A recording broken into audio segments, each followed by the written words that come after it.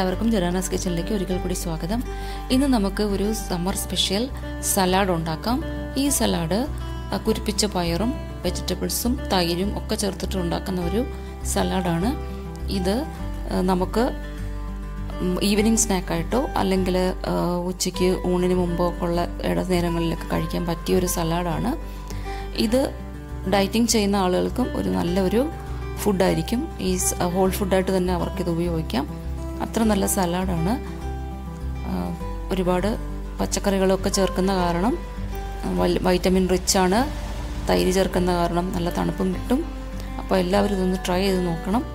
നമുക്ക് ഇത് ഉണ്ടാക്കാനായിട്ട് എന്തൊക്കെ സാധനങ്ങളാണ് വേണ്ടതെന്ന് നോക്കാം. അപ്പോൾ അതിലേക്കായിട്ട് ഞാനിവിടെ കുറച്ച് പച്ചക്കറിയൊക്കെ സെലക്ട് ചെയ്ത് വെച്ചിട്ടുണ്ട്. പച്ചക്കറി എടുക്കുന്നത് നമ്മളുടെ ചോയ്സാണ്. നമുക്ക് എന്ത് പച്ചക്കറി വേണമെങ്കിലും എടുക്കാം. അപ്പോൾ ഇവിടെ ഞാൻ ക്യാരറ്റും തക്കാളിയും സലാഡ് കുക്കുംബർ ഉള്ളി മാങ്ങ ഇതൊക്കെ എടുത്തിട്ടുണ്ട്. പിന്നെ കുറച്ച് മല്ലിയിലയും മിൻറ്റിൻ്റെ ലീഫും ഇട്ട് കൊടുക്കാം. അപ്പം ഇതൊക്കെ നമുക്കിഷ്ടമുള്ള ടേസ്റ്റിൽ നമുക്ക് ഉണ്ടാക്കിയെടുക്കാം. പച്ചക്കറിയുടെ ടേസ്റ്റുകൾ ഏതൊക്കെയാണ് ഇഷ്ടം എന്ന് വെച്ചാൽ അതൊക്കെ ചേർക്കാം. പിന്നെ ഈ പച്ചമാങ്ങയും ഇത് ഞാൻ മുളപ്പിച്ച് വെച്ചിരിക്കുന്ന പയറാണ്. ഇത് തലേന്ന് ഒരു 5 മണിക്കൂർ നേരത്തേക്ക് ഇത് പയർ വാഷ് ചെയ്തതിന് ശേഷം കുതിർത്തെടുത്തതിന് ശേഷം ഒരു കാസറോളിനകത്ത് ഇട്ട് വെച്ചിട്ട് ഓവർനൈറ്റ് ഇട്ട് വെച്ചേക്കുമ്പോൾ ഇതൊന്ന് മുളച്ച് വരും. അങ്ങനെയാണ് ഞാനിത് മുളപ്പിച്ചെടുത്തത്. പിന്നെ ഇതിൻ്റെ ഈ മുളയുടെ ഈ മുളപ്പിച്ച് വെച്ചിരിക്കുന്ന ഈ പയറിൻ്റെ ഈ നീളം ഉണ്ടല്ലോ, അത് നമ്മളൊന്ന് ശ്രദ്ധിക്കുക. കൂടുതൽ നീണ്ടു വരുന്നതിന് മുമ്പേ നമ്മളിത് എടുത്ത് ഉപയോഗിക്കണം. അപ്പോൾ നീളം കൂടി വരുംതോറും അതിൻ്റെ ടേസ്റ്റ് മാറിക്കൊണ്ടിരിക്കും. അപ്പോൾ ചെറിയ മുള പൊട്ടുമ്പോഴേ നമ്മൾ ഈ പയർ ഉപയോഗിച്ച് തുടങ്ങണം.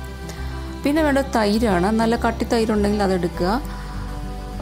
പിന്നെ മാങ്ങ ചേർക്കുന്ന കാരണം തൈരിൻ്റെ പുളി ഒന്ന് അഡ്ജസ്റ്റ് ചെയ്തേക്കണം. കാരണം മാങ്ങയ്ക്ക് പുളിയുണ്ട്, അപ്പോൾ തൈരിന് അധികം പുളി വേണ്ട.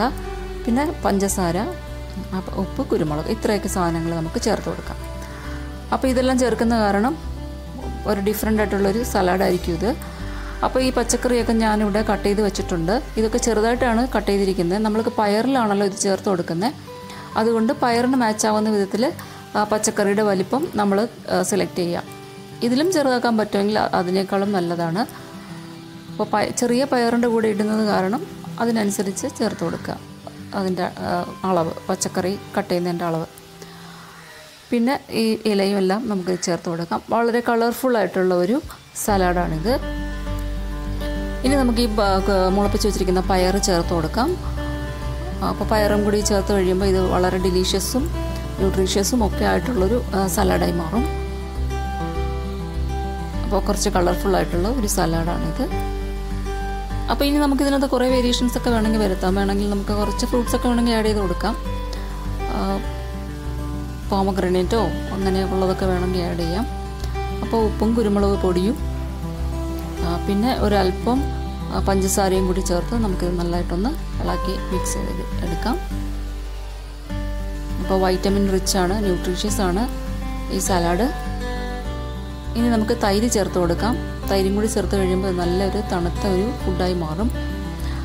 അപ്പോൾ ഈ സമ്മർ സീസണിലൊക്കെ നമുക്ക് കഴിക്കാൻ പറ്റിയ ഒരു സലാഡാണിത്. അപ്പോൾ വൈകുന്നേരം കുട്ടികൾ സ്കൂളൊക്കെ വിട്ട് വരുമ്പോൾ ഇതൊക്കെ ഒന്ന് ഉണ്ടാക്കി കൊടുത്ത് നോക്കുക.